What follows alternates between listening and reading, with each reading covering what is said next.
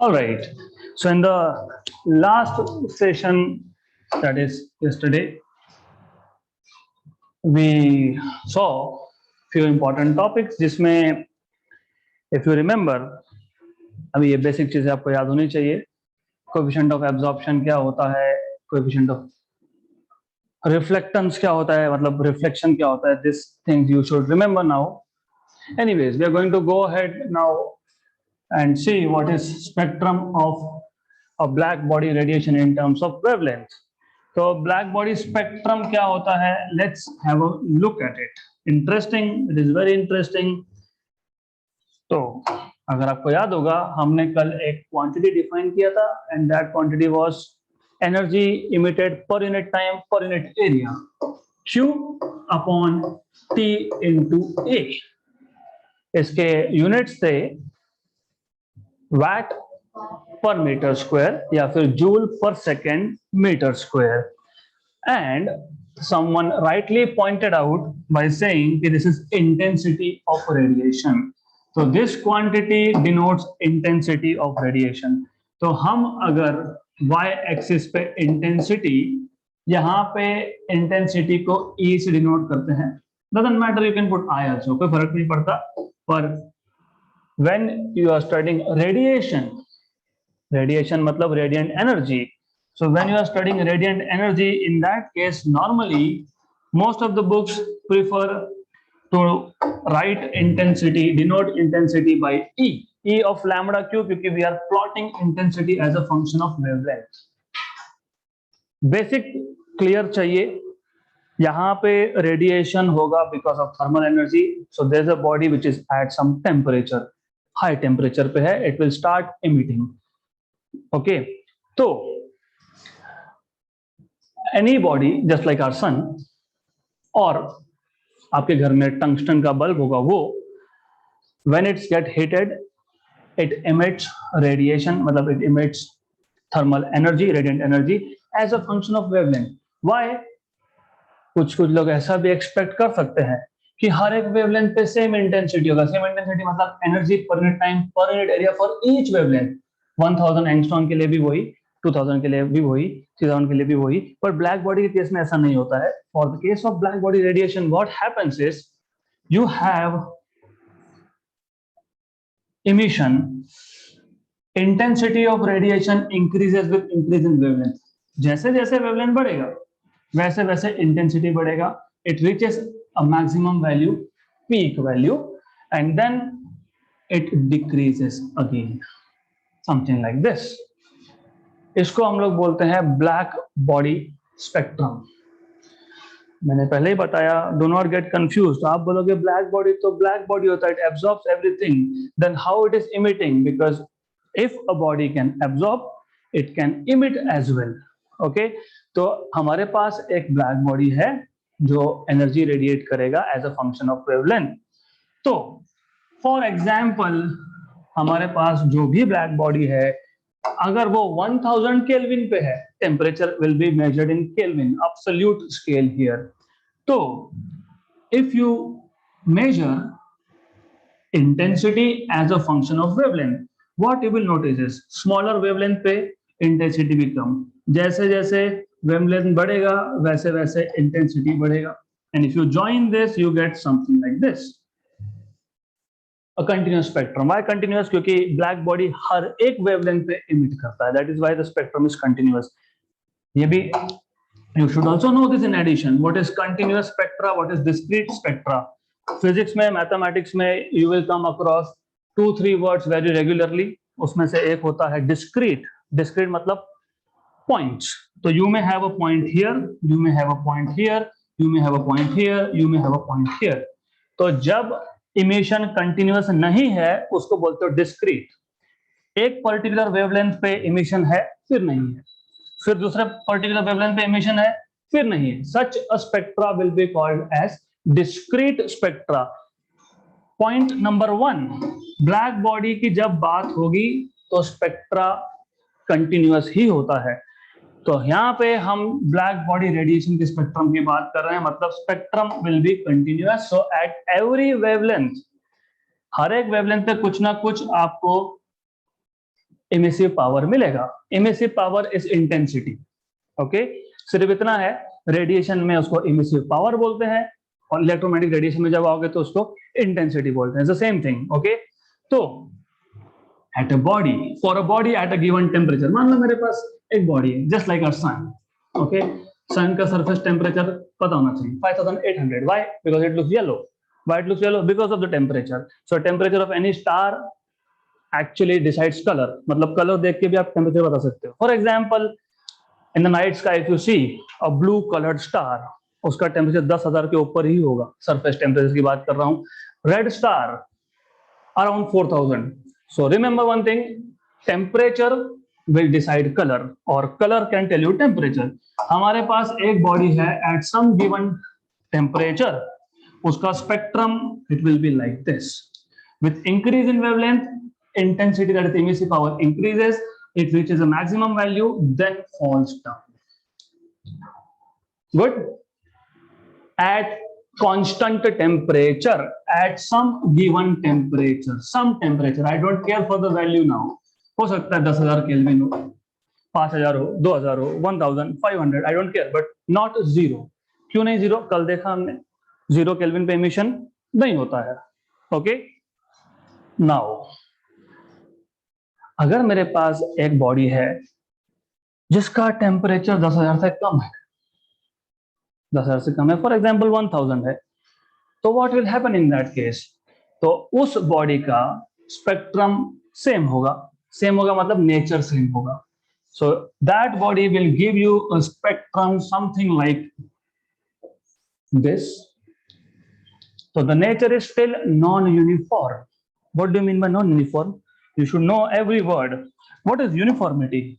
If I tell you to put same colored dress code, I can see all of you are same. So uniform बोलते हैं उसको हम।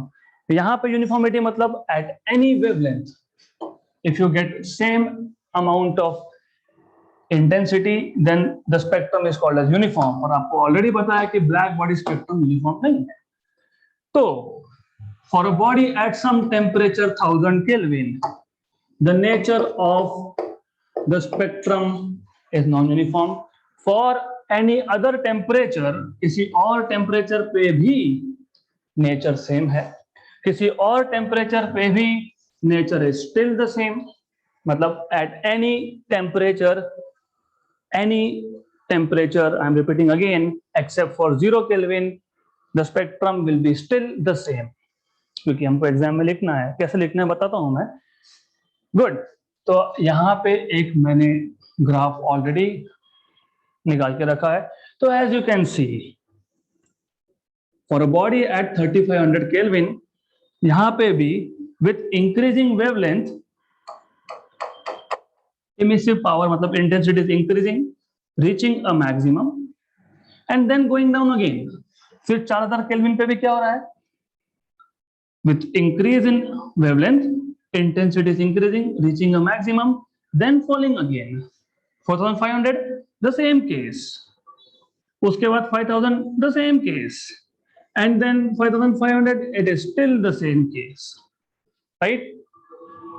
तो nature of single curve का nature non-uniform है, लेकिन जब आप मल्टीपल टेम्परेचर्स पे देखते हो तो सारे के सारे कर्व सेम है।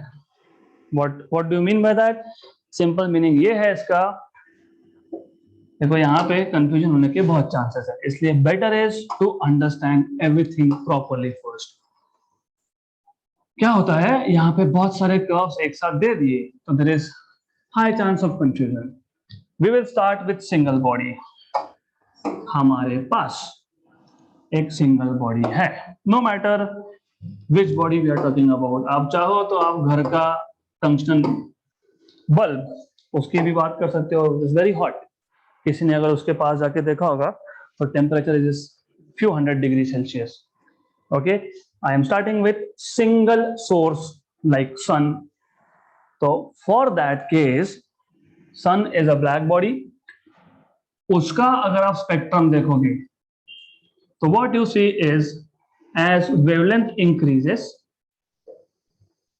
emissive power increases. It reaches maximum for a given wavelength, इसको हम बोलेंगे lambda max. The wavelength at which emissive power is maximum is called as lambda max. उसके बाद क्या होगा, उसके बाद it starts falling down again, right. किसकी बात कर रहे थे, sun, nearest star to earth, temperature रफली 5800। अभी सन नहीं होगा, कोई और बॉडी होगा, ठीक है, मान लो 1000 केल्विन का ये एक ऑब्जेक्ट है, right. This is black body spectrum. Now as I told you, अलग अलग बॉडीज अलग अलग टेम्परेचर पे हो सकता है। देन द क्वेश्चन इज, क्या उस बॉडी का ग्राफ सेम होगा? Yes, it will be the same. सिर्फ क्या होगा, शिफ्ट, शिफ्ट लाइक ये जो पीक है इट स्टार्ट शिफ्टिंग। मान लो ये 2000 केल्विन है, देन यू सी ये लैम्बडा मैक्स शिफ्ट हो गया। लैम्बडा मैक्स कहां शिफ्ट हो रहा है, to the left, to the left. So ये this is important. So as you increase temperature of a body, the value of wavelength at which you get maximum intensity of radiation, the value of wavelength at which you get maximum intensity of radiation decreases. आपको proportionality नहीं समझा तो अगला एक भी topic नहीं समझेगा, right. तो पॉइंट नंबर 1 एक एक करके we have to put it down because this is purely theoretical topic, so you can't do anything. So what we have to do is we need to note it down one by one. So first, observation. क्या किया था हमने, we kept different sources, different black bodies at different fixed temperatures and intensity of radiation. This is radiation. So intensity of radiation was measured. हम एक body को एक temperature पे, दूसरे बॉडी को दूसरे टेम्परेचर पे, तीसरे बॉडी को तीसरे टेम्परेचर पे रख के हर एक का इंटेंसिटी मतलब इमिसिव पावर मेजर कर रहे हैं as a function of wavelength, right. Good. corresponding to different wavelengths. At each wavelength we are measuring and then we are joining this by a curve. So the measurement are represented graphically in the form of curves showing the variation of intensity as a function of wavelength at different constant temperatures. पूरा theoretical है तो theory ही लगेगा. Now there are two types of observation that you can make. एक single curve को observation. If you remember single curve मैंने आपको अभी भी बताया था. Intensity against wavelength is something like this. Single curve. So number 1, it can be seen that this is for a single curve. For a single curve मतलब for a particular body. कोई भी उठा लो, मान लो ये 5500 केल्विन पे जो spectrum मिला उसकी बात कर रहे हैं. Intensity of radiation emitted increases with increase in wavelength. जैसे जैसे wavelength increase हो रहा था, जैसे जैसे wavelength increase हो रहा है, वैसे वैसे intensity बढ़ रहा है, एक maximum value पे आएगा, then it start decreasing. So intensity of radiation emitted increases with increase in wavelength. Number 1. For a particular wavelength lambda max, इसको मैं बोलूंगा maximum wavelength lambda max. Okay. For a particular wavelength, the intensity becomes maximum. उसके बाद क्या हो रहा है? It starts decreasing again. So it will start decreasing again. So it decreases with further increase in the wavelength. Good. 2 point. तीसरा point. What if I want to know how much is the total energy emitted? Graph को interpret करना बहुत difficult है और बहुत easy है at the same time. अगर आपको फ्यूचर में जाके साइंस में कुछ करना है, everything is graph. No matter what you want to do, everything, if you want to do good in science, you need to interpret physics out of the graph. The moment you draw graphs, जैसे मैंने पहले ही बताया आपको, ये wavelength था, ये intensity था. Intensity energy per unit time per unit area होता है.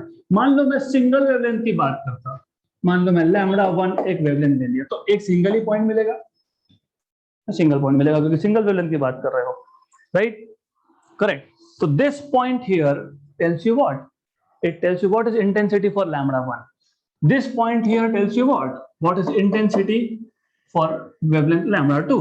This point here tells you what? What is intensity for λ3. Good. Now अगर मुझे ये फाइंड करना है what is the total energy emitted per unit time per unit area for all the wavelengths, क्या करेंगे? Have you learned something called as integration, right? Area under the curve. हाँ, तो ये जो सिंगल कर्व का graph है उसका जो एरिया अंडर द कर्व है that will give you total energy emitted at all the wavelengths, right? तो ये अच्छे से समझ लो. Maybe they can ask you in exam from the given curve find out what is the total energy emitted, तो area under the curve. और अगर ऐसा दे दिया ग्राफ आपको, मान लो ऐसा ग्राफ है, उप्स, ये तो फिर एरिया ऑफ ट्राइंगल है, find out area of triangle and you are done. Okay, तो you need to interpret this graph properly. हमने इस ग्राफ के इंटरप्रिटेशन को दो कैटेगरीज में डिवाइड किया. एक, let's talk about only one body, तो सिंगल कर्व. सिंगल कर्व के तीन ऑब्जर्वेशंस, दो तो पहले बता दिए. वेवलेंथ इंक्रीज होगा, energy per unit time per unit area मतलब इंटेंसिटी इंक्रीज होगा, मैक्सिमम पे आएगा. गुड. फिर वेवलेंथ बढ़ेगा, अब energy per unit time per unit area decrease हो रहा है. ये नंबर 2 था. Number 3 is area under the curve represents total energy emitted per unit time per unit area at all the wavelengths. So it is at all the wavelengths, right? So total energy per unit time per unit area is given by area under the curve. Now category 2 of observations. अब मैं एक साथ बहुत सारे bodies को देख रहा हूं, तो हो सकता है एक बॉडी 100 डिग्री पे हो, मान लो 100 डिग्री सेल्सियस 100 केल्विन, दूसरा 1000 केल्विन पे है, तीसरा 10,000 केल्विन पे है, चौथा 15,000 केल्विन पे है. Quite possible. So when you start looking at many bodies, black bodies at any temperature greater than 0 kelvin, उन सबके कर्व्स को कंपेयर करना है. तो set number 2 of observations, what do you see? 3500 पे जो बॉडी था, या 4000 पे था, या 4500 पे था, या 5000 पे था, या 5500 पे था, या 10,000 पे था, सारे के सारे energy distribution they are still non uniform. ऐसा हुआ क्या? 3500 का कर्व ऐसा है, 10,000 का कर्व, 5,000 का curve straight line. Is it happening like that? No. So at any temperature, energy distribution remains non-uniform. What is energy distribution? What do you mean by distribution? Distribution is how you are distributing energy at different wavelengths. Okay? तो यहाँ पे energy distribution non uniform मतलब हर एक wavelength के लिए same energy emit नहीं हो रहा है, राइट? नाउ तो बल्क का जो आप ऑब्जर्वेशन कर रहे हो, many bodies together, what you see is हर एक कर्व का नेचर सेम है, नॉन यूनिफॉर्म एनर्जी डिस्ट्रीब्यूशन है. Second important point, what do you notice? क्या दिखता है अपने को इस ग्राफ से? What you see? This is a graph of E lambda against lambda. The peak is shifting. The peak of E lambda versus lambda is shifting towards left. Towards left मतलब क्या? Peak of E lambda versus lambda shifts towards the left. It means as the temperature of the body increases, the wavelength at which you get maximum emissive power, temperature increases, the value of lambda max decreases. It means the temperature at which you get maximum emissive power is inversely proportional to, wait, आपको interpretation बहुत basic से सिखाना पड़ेगा। Just a minute, let us make it very simple. एक body peak, temperature बढ़ा दिया, peak left में आया, और टेम्परेचर बढ़ा दिया, पीक और लेफ्ट में शिफ्ट हुआ। इसका तो सिंपल मतलब है कि जैसे जैसे आप टेम्परेचर बढ़ा रहे हो, लैम्बडा मैक्स की वैल्यू कम हो रही है। दैट इज तो there, as you increase temperature, value of lambda max decreases. That is for sure there. Good, यहाँ पे कोई कंफ्यूजन नहीं होना चाहिए। How do you write this mathematically? This is what I'm asking you. Lambda max is inversely proportional to, and that's what I am asking. That's it. Okay, good. Then, what is the third observation from many bodies? जैसे जैसे temperature बढ़ाओगे, what do you learn from this? Area under the curve is total energy emitted. तो अब 3500 पे जो body था उसका area under the curve 4000 के area under the curve से कम है। 4500 का एरिया अंडर द कर्व और भी ज्यादा है। 5000 का area under the curve is still greater, 5500 का is still greater. So at higher temperature the bodies emit more total energy, right? तो तीसरा, the third point is this: at higher temperature the total energy emitted per unit time is also higher. इसका मतलब simple है। अगर मेरे पास दो star है, मैं स्टार क्यों बोल रहा हूँ, क्योंकि ये black body radiation mostly star पे एप्लीकेबल होता है, इसलिए मैं बार बार स्टार बोल रहा हूँ। मान लो मेरे पास दो स्टार है, एक है सन का टेम्परेचर आपको पता है 5800, रफली 6000 मान लेते। I have another body, another star, which is bluer in color. मैंने अभी भी बताया, ब्लू कलर मतलब temperature is greater than 10,000 kelvin. दोनों का साइज सेम है, मतलब एरिया सेम हो गया, क्योंकि you all know emissive power is function of area. So emissive power is Q by 80. The moment I say दोनों बॉडीज का, दोनों स्टार का, दोनों बल्ब का, I don't care which body, it is at some temperature, दोनों का area same है, मतलब मैं इसको फिक्स कर रहा हूं। और वैसे भी तो हम कितना एनर्जी इमिट हुआ पर सेकंड देख रहे थे, तो टाइम भी फिक्स है, राइट? करेक्ट। एक बॉडी है 6000 केल्विन पे, दूसरा बॉडी है सेम साइज का 10,000 केल्विन पे। कौन सा बॉडी ज्यादा इमिट करेगा? Which one will emit more? Which one will emit more? The one at higher temperature. So that is why this thing was important for you to understand. ये आपको बता ही वो रहा है, area under the curve is total energy. अब जब दो graph की बात करोगे, एक ये ग्राफ है लेस टेम्परेचर पे, एक ये ग्राफ है हायर टेम्परेचर पे, एरिया अंडर द कर्व किसका ज्यादा? हायर टेम्परेचर का। मतलब हायर टेम्परेचर पे जो बॉडी है it is emitting more energy per unit time per unit area. ये सारा एग्जाम में लिखना पड़ेगा आप लोगों को, इसलिए आपको ये पता होना चाहिए। You need to know this. Okay, so there are two sets of observations from spectrum of black body, and number one set is applicable to only one body, individual body. Number two is you are looking at many bodies together. तो ये 6 observations आपको पता होने चाहिए, and you should be able to write this. अब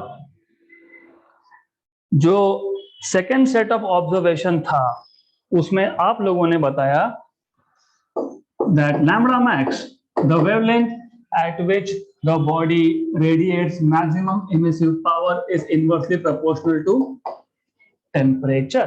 इसको बोलते हैं Wien's displacement law. Lambda max inversely proportional to temperature is called as Wien's displacement law. अब displacement क्यों बोलते हैं? यहाँ पे कोई मोशन की तो बात नहीं हो रही है। Why it is called as displacement? क्यों, क्या शिफ्ट हो रहा है? पीक शिफ्ट हो रहा है। किसका पीक? इमिसिव पावर का पीक। कहां शिफ्ट हो रहा है? To the left. Hence this is called as displacement law. यहां पे मोशन नहीं है, it is just the curve which is shifting towards left. Good.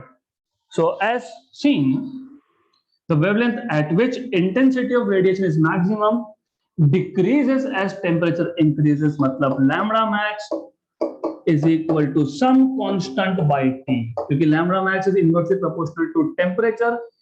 Proportionality का साइन हटाओगे तो कांस्टेंट ऑफ प्रोपोर्शनल लिखना पड़ेगा, so we denote it by b. So this b is equal to lambda max into t, और इस b को बोलते हो वीन्स constant.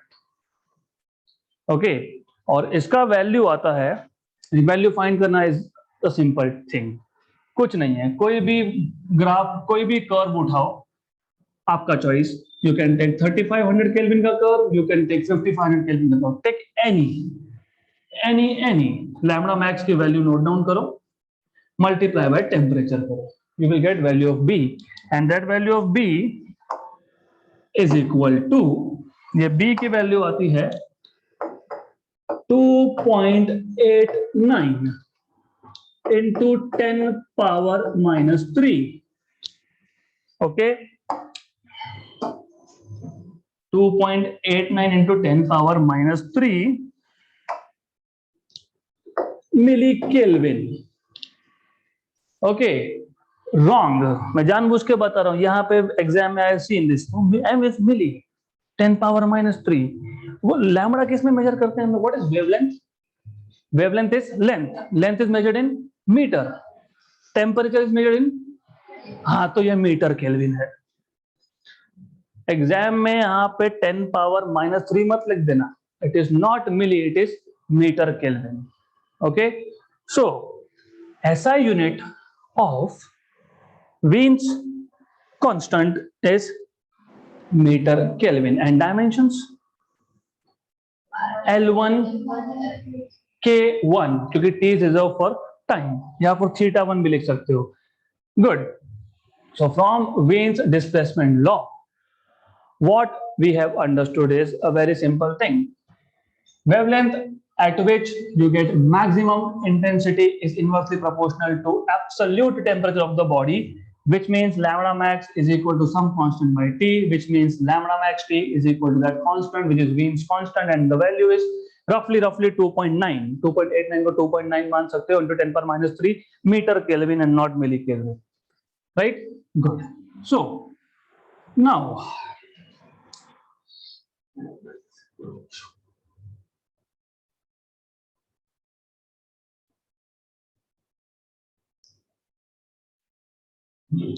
Okay, going ahead.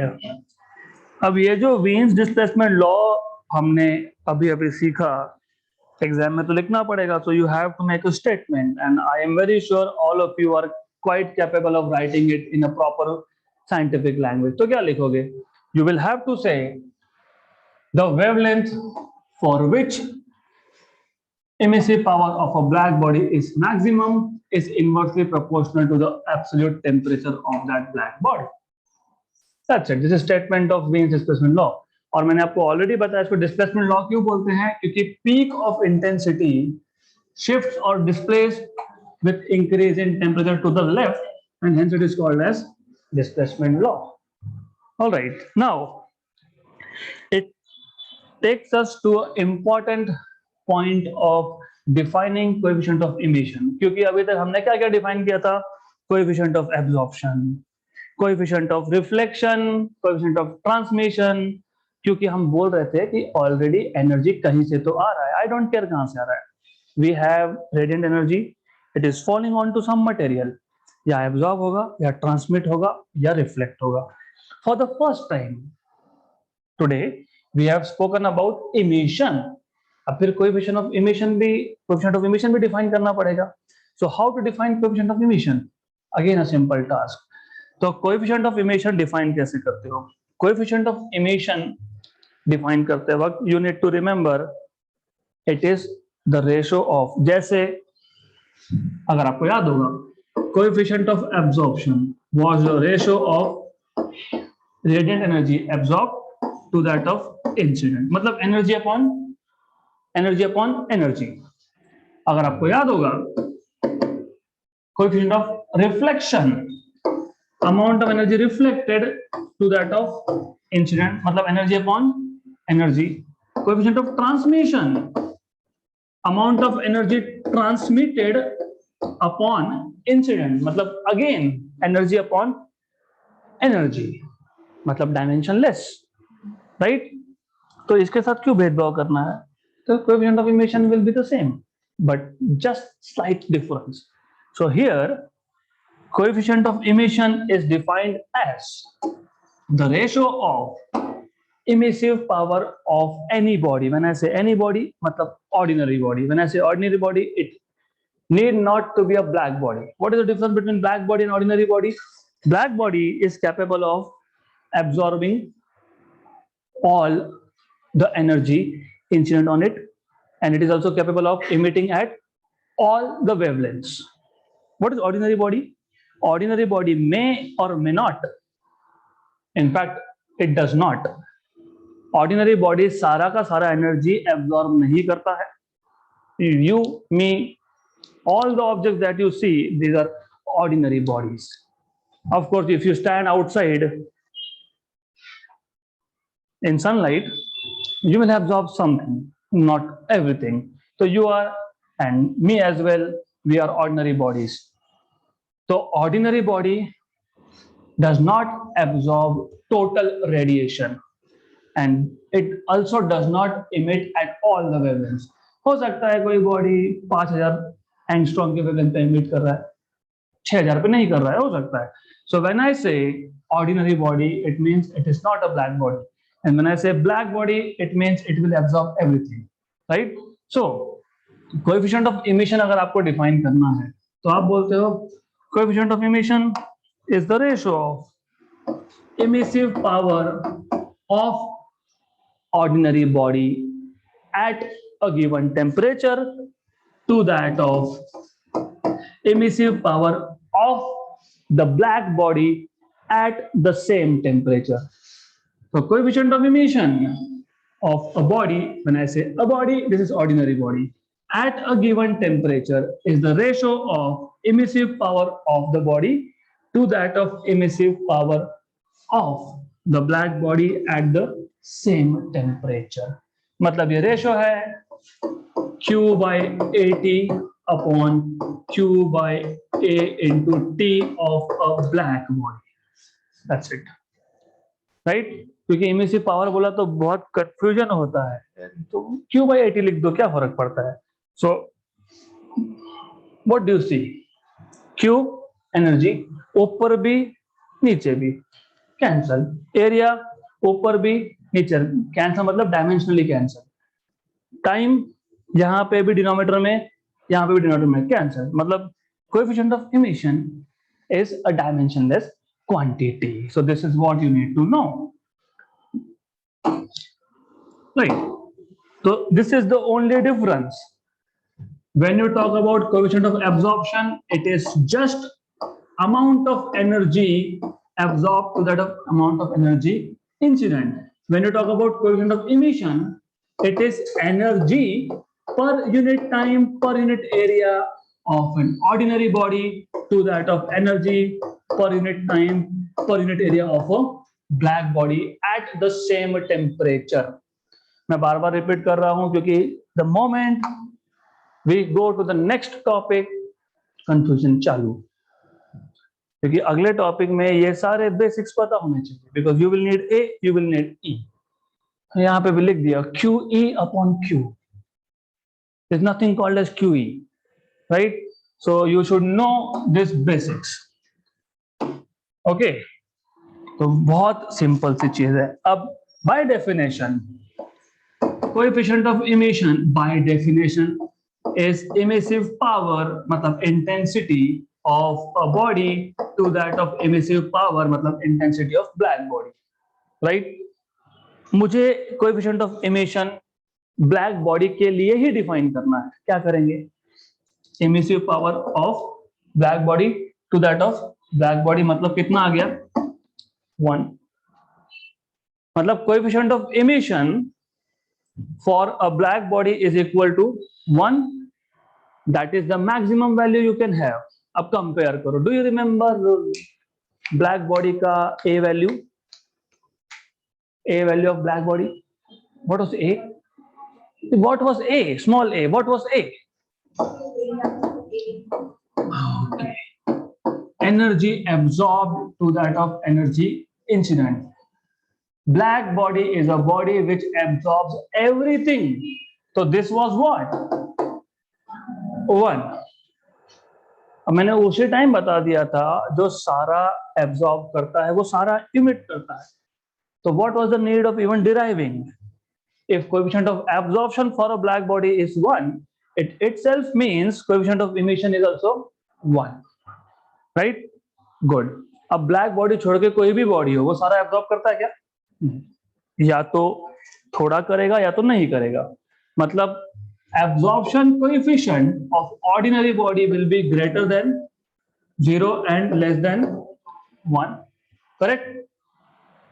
Ordinary body सारा का सारा emit भी नहीं करता, which means for ordinary body coefficient of emission is greater than 0 and less than 1. Simple case. Okay. तो थोड़ा सा आज heavy dose हो रहा है. I know this. It's because it's theoretical. So before I go ahead with Kirchhoff's law of radiation, अभी तक जो कुछ भी किया एकदम सिंप्लीफाइड लैंग्वेज में बात करेंगे.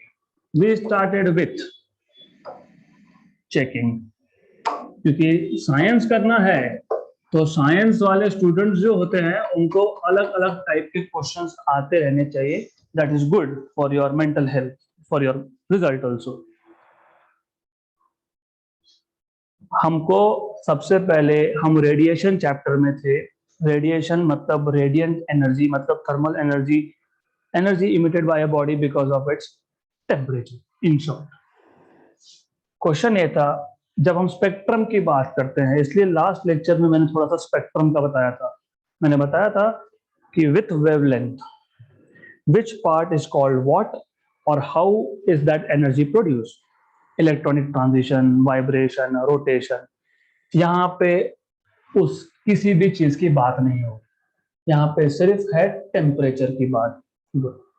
तो अब एक हॉट बॉडी है जो एनर्जी इमिट कर रहा है. जब वो एनर्जी इमिट करेगा तो हम 3-4 क्वांटिटीज की बात कर सकते हैं, जैसे what is energy emitted, what is energy emitted पर unit time, what is energy emitted पर unit time per unit area. क्यों ऐसा?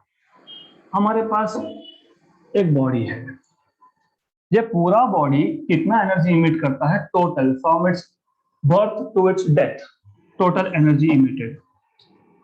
क्यों? बट ये तो अभी जैसे स्टार हो गए. Can we humans do not have that long life. वो 10⁻9 ईयर्स, बिलियन ईयर्स का लाइफ होता है. We cannot measure. हमारा इंटरेस्ट क्या है? अभी इतना कौन देखेगा? लेट अस सी हर सेकंड में कितना एनर्जी इमिट करता है, energy per unit time. This is called as power. So what is the power of a black body और स्टार? ओके, अब जब मैं स्टार की बात करता हूं तो they are very very big in size. I want to know कि इसका जो यूनिट एरिया होगा, मतलब area equal to 1 metre square, अगर आप ऐसा यूनिट में हो तो how much is the energy emitted only from unit area. This is something called as emissive power और intensity. Right? Good. Now you wanted to know, हो सकता है इस यूनिट एरिया में से यूनिट टाइम में अलग अलग वेवलेंथ इमिट हो रहा है. हो सकता है 1000 एंगस्ट्रॉम का वेवलेंथ है, 2000 है, 2500 है, हो सकता है. So you are getting different wavelengths here. तो अभी अगला क्वेश्चन आया, क्या हर एक वेवलेंथ के लिए इमिसिव पावर सेम होगा? अगर सेम होता तो ऐसा कर्व मिलता, स्ट्रेट लाइन. इसको आप बोलते हो uniform distribution of energy. I have a box of chocolates. I throw it towards you. Each of you receiving equal number of chocolates is uniform distribution. I am standing in center throwing. Maximum chocolates are going in the center. जो corner में बैठे हैं they are getting less, but they are getting something. Correct? That is non-uniform distribution. Right? तो हमने जब आज ये topic start किया तो what I said, सेंटर में जो बैठे हैं सबसे ज्यादा उनको मिलता है। So peak normally occurs at central wavelength. सब कम वेवलेंथ वाले का भी energy per unit time per unit area कम है और हायर वेवलेंथ का भी कम है। This is called as spectrum of given single, given मतलब सिंगल ब्लैक बॉडी। यहां तक कोई कंफ्यूजन नहीं होना चाहिए। ये कंफ्यूजन हुआ तो अगला टॉपिक नहीं समझेगा, अगला नहीं समझेगा तो उसका आगे नहीं समझेगा। You need to understand this pretty well और लिखते आना चाहिए। Good, then you set 3 observations from here. Wavelength बढ़ेगा, इंटेंसिटी बढ़ेगा। एक पॉइंट पे मैक्सिमम होगा, जिस जिस वेवलेंथ पे मैक्सिमम होगा उसको लैम्डा मैक्स बोलोगे। जैसे वेवलेंथ और बढ़ा, इंटेंसिटी कम हो गया। 2 पॉइंट्स। तीसरा point, total energy emitted by a body is area under the curve at all wavelengths. What is the energy per unit time per unit area at all wavelengths? That is area under the curve. ये था आपका single black body का observation. फिर, because as I told you, people who do science, they have a lot of questions, curiosity.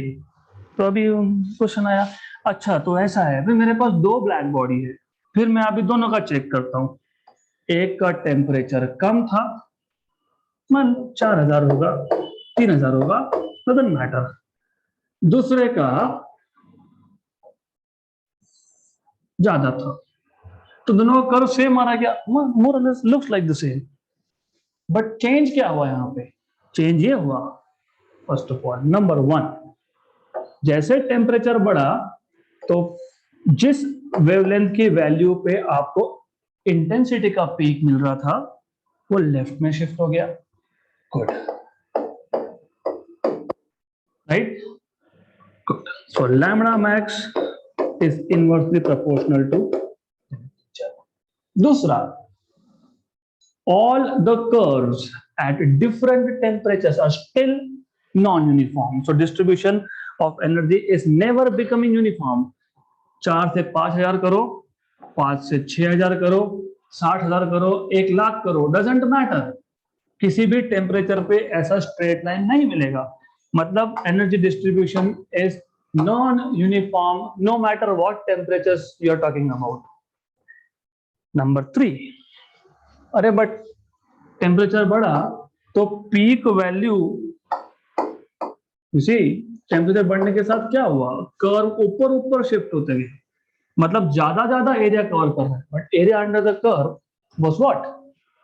Total energy per unit time per unit area at all wavelength. मतलब जो body higher temperature पे होगा वो उसी given area में से 1 metre square area में से उतने ही टाइम में, 1 सेकेंड में ज्यादा एनर्जी इमिट करेगा। This is what it means, correct? तो from this observation you also had this. सिर्फ इसमें आपने कांस्टेंट ऑफ प्रोपोर्शनैलिटी को लिख दिया बी, ये बन गया आपका वीन्स displacement law. Why displacement? Only because maximum wavelength at which you have energy, maximum energy per unit time per unit area, the peak of intensity is shifting towards left. Nothing is in motion, only curve is shifting. Shift मतलब displace, displace मतलब displacement, इसलिए इसको बोलते हैं displacement law। ये Newton laws of motion वाला displacement नहीं है। फिर आप बोलोगे ये वेक्टर क्वांटिटी, नहीं, ये सिर्फ कर्व का डिस्प्लेसमेंट है। Okay, good. तो from here you can say B is lambda max into T. Good. This is a constant, क्योंकि ये constant का proportionality था तो वो constant ही आएगा। आप जिस टेम्परेचर पे चाहो उस टेम्परेचर पे इसको मेजर करो, you will get 2.89 into 10 power minus 3 meter, not per meter Kelvin. It is meter into Kelvin. Okay. Then, after knowing this much, while we were speaking about emissive power, this was the first time we spoke about a black body emitting energy, right? तो फिर अभी coefficient of emission define करना पड़ेगा। So coefficient of emission is defined as the ratio of emissive power of a body at a given temperature to that of emissive power of black body at the same temperature. ऐसा नहीं हो सकता कि ordinary body को आप 5000 kelvin पे ले रहे हो और ब्लैक बॉडी को आप 10,000 केल्विन पे ले रहे हो. It is not allowed.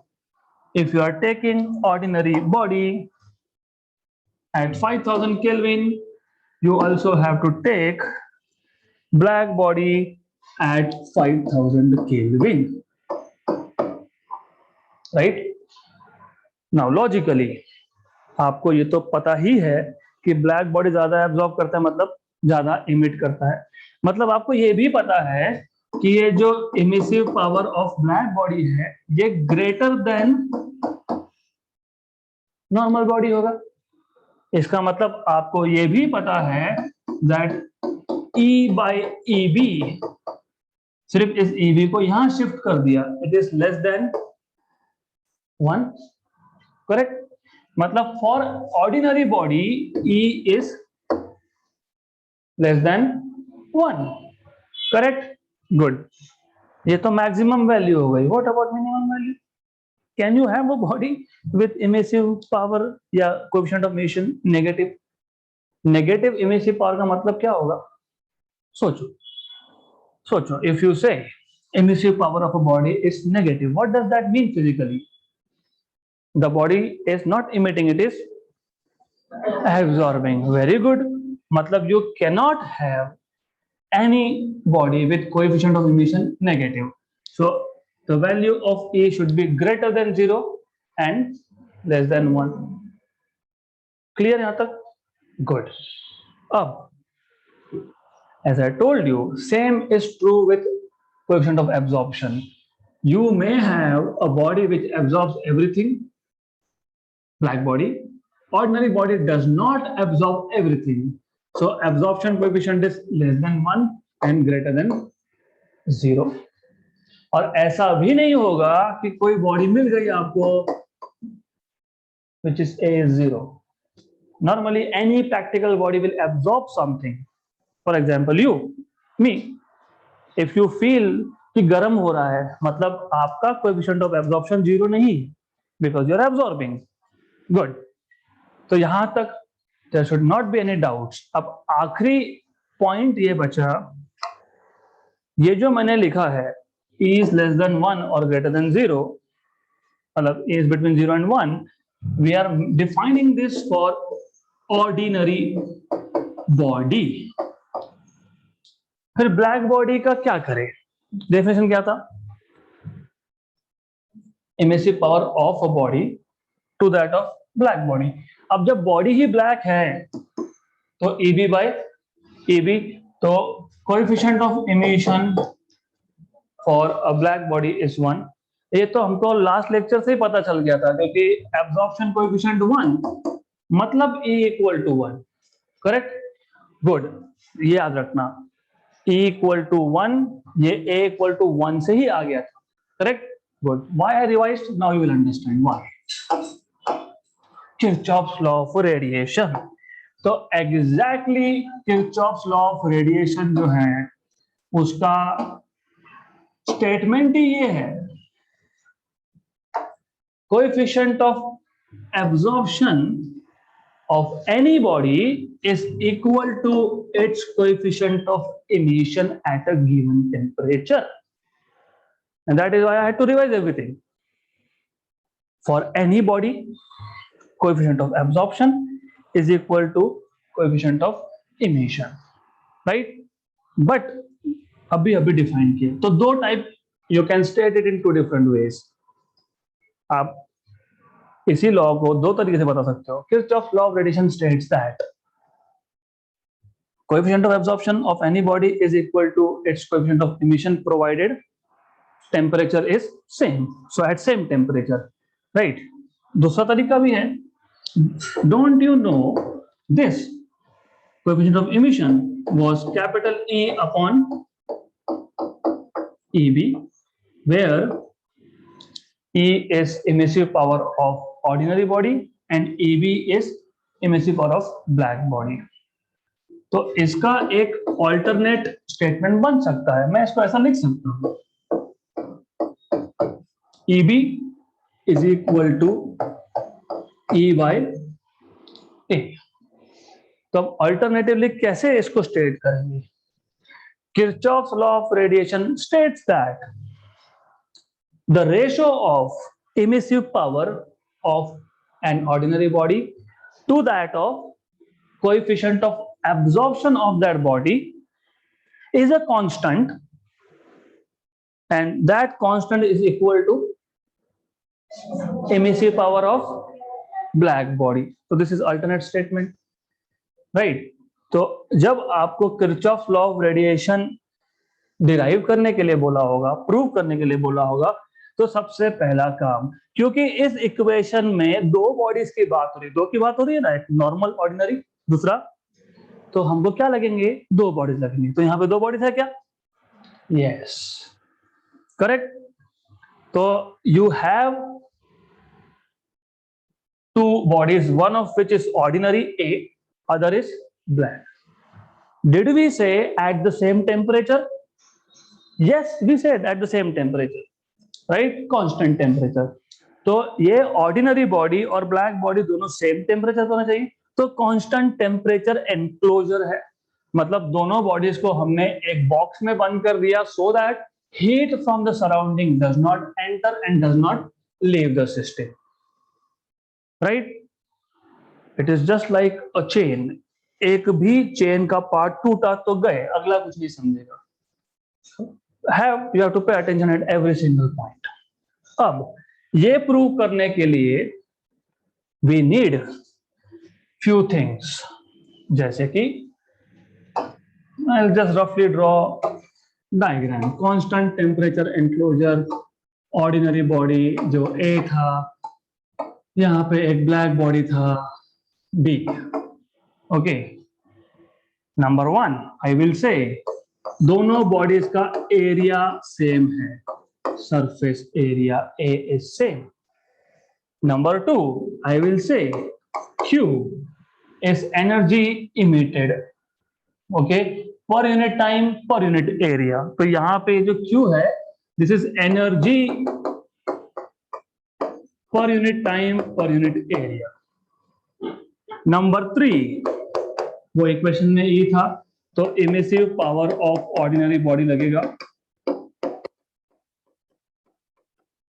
Emissive power of ordinary body.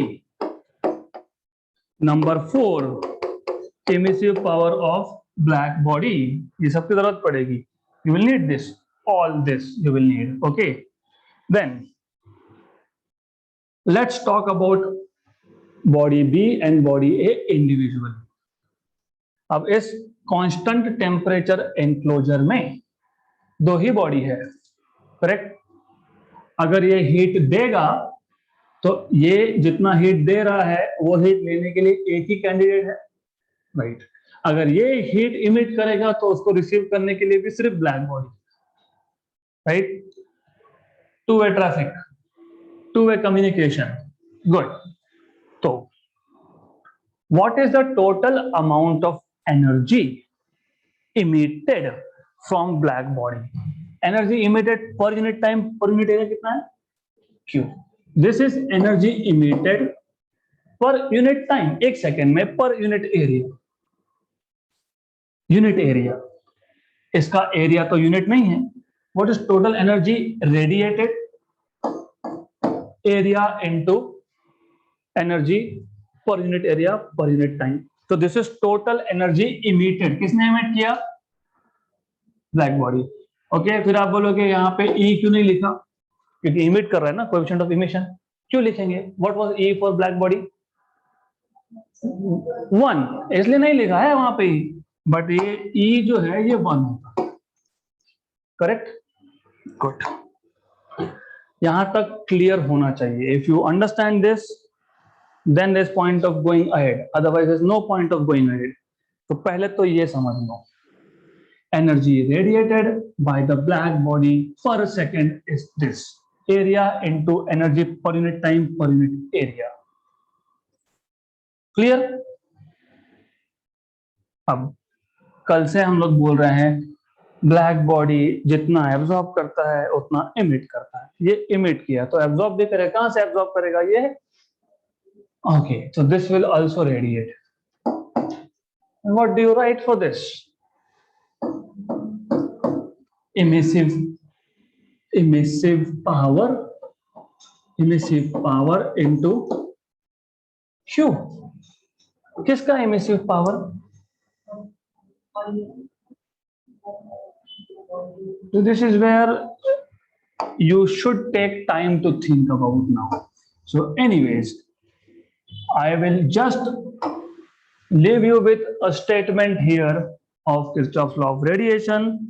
हमने A equal to E जब बोला मतलब you're talking about Kirchhoff's law of radiation. So at a given temperature, at the same temperature, coefficient of absorption of a body is equal to its coefficient of emission.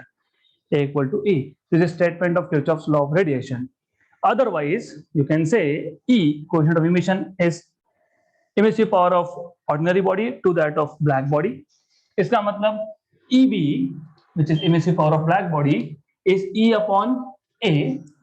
So alternate statement of Kirchhoff's law of radiation is that the ratio of emissive power of a body to that of its absorption coefficient is equal to a constant, and that constant is equal to emissive power of black body. Right? तो Kirchhoff law of radiation को prove करने के लिए दो body चाहिए और constant temperature enclosure चाहिए. This is what you need to remember. So this point onwards I will continue tomorrow. कल हम ये प्रूव करेंगे. It is very simple derivation, roughly 3 steps and done. थोड़ा theory है, so theory will be required. So what I want is, before attending next session, you need to go through all the basics that we have done today.